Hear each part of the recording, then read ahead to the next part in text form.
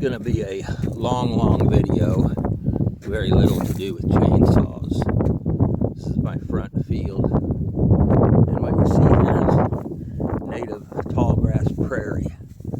Now, most of North America was covered with this, and there isn't much of it left. We have a prairie preserve, and there are some places, but less and less of it is around. Once this is plowed, it takes decades, generations to come back. You can see here there is no prairie grass in this area. This once was a pump jack, an oil pump jack, and it was walked on. The ecosystem was destroyed, and this has been about 8-10 years, and it still hasn't grown back very much. It's got grasses, but what happens to an ecosystem like the tall grass prairie is that once it's destroyed, it takes with it a lot of other parts of the ecosystem, the bugs, the mice, the other things, and what takes its place is invasive plants like briars and weeds, broadleaf weeds, and that sort of thing. Well, our entire world, Earth, is part of all different kinds of ecosystems, and we'll get into that later. This area right here, you see there's a path. We brought trucks up through this other entrance to work on the house behind me that I built a few years back, and it still hasn't, the path has not come back. The ecosystem was destroyed. Somewhat around here, some grass was left when we baled it, and it decimated the tall grass, prairie grass. You don't cut this but once a year. If you do a second cutting late in the year, this will just affect the roots and decimate the prairie grass into weeds.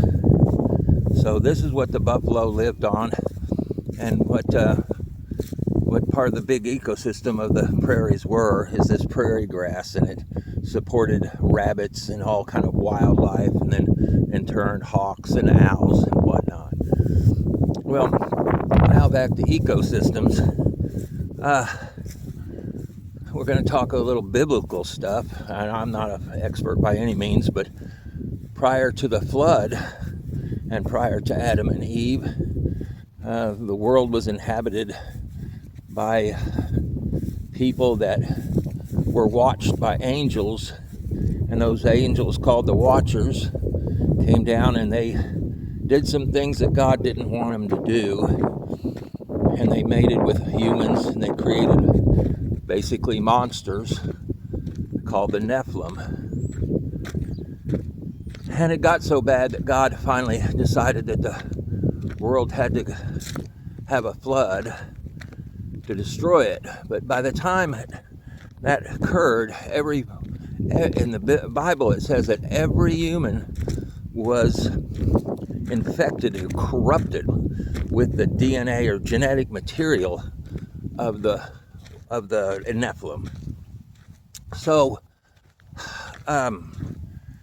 when time came to go and the flood occurred, Noah and his boys got on the boat.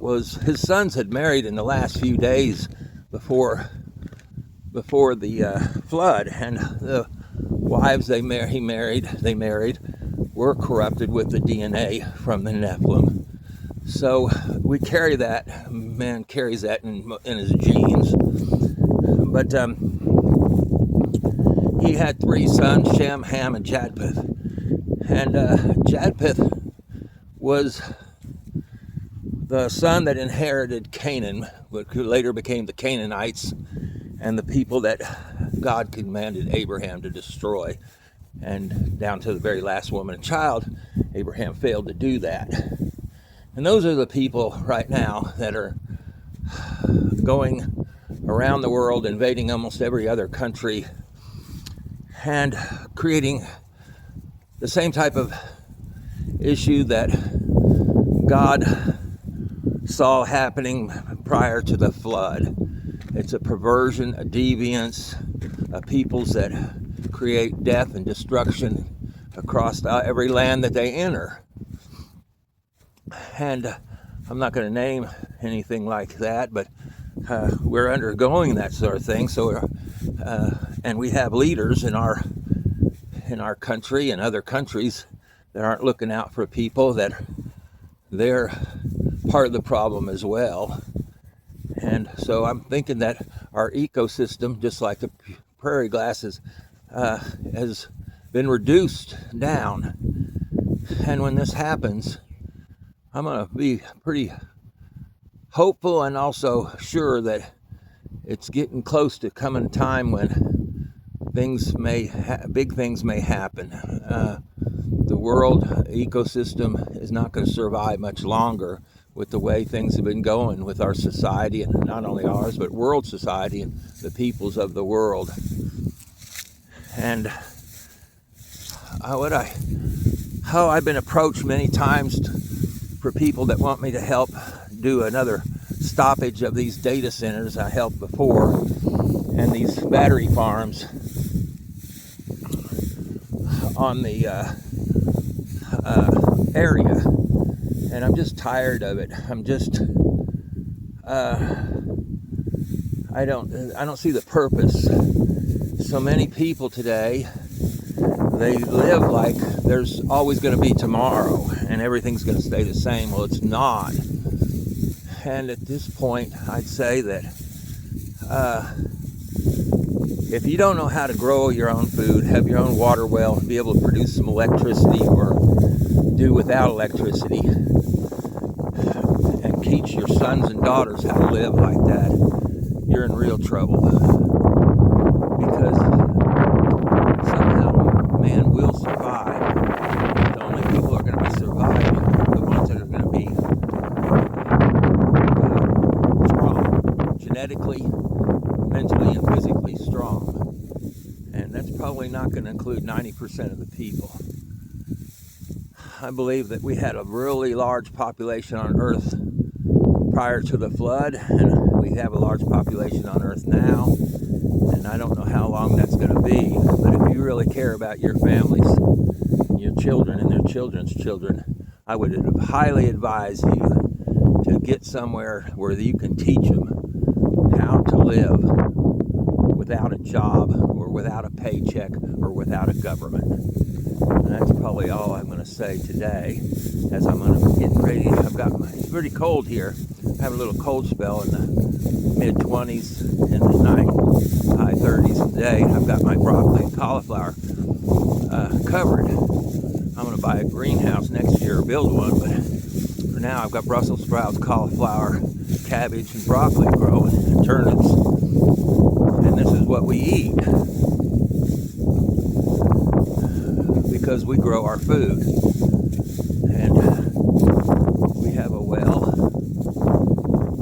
and I don't have a job. I still have an eye problem, but we don't need much. We don't need new things, or we don't need go on vacation. We don't need luxury items or new cars or anything like that. We need to just be happy and enjoy what life we have here. That's something that a lot of people don't understand. They're not happy anymore. They always need something to make them happy, or make them feel important, or make them feel worthwhile. You ought to feel darn worthwhile if you can survive without a paycheck or without a government.